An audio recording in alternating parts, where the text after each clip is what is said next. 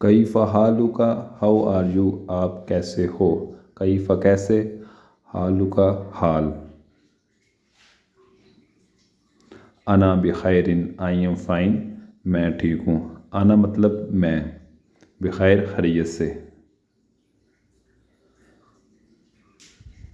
कैफ़ा हालुकुम जमीयन, how are you all, क्या हाल हैं आप सब का।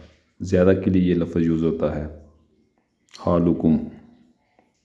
नखनु बिखैरिन, हम ठीक हैं, हम सब ठीक हैं। We are fine.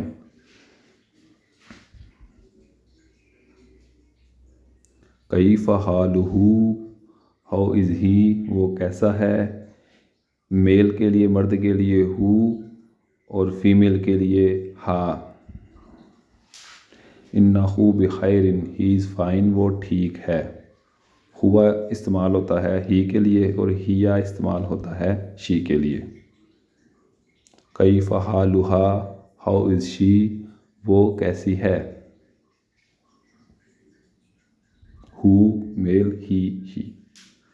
She is fine, इन्नहा बिखैरिन, वो ठीक है।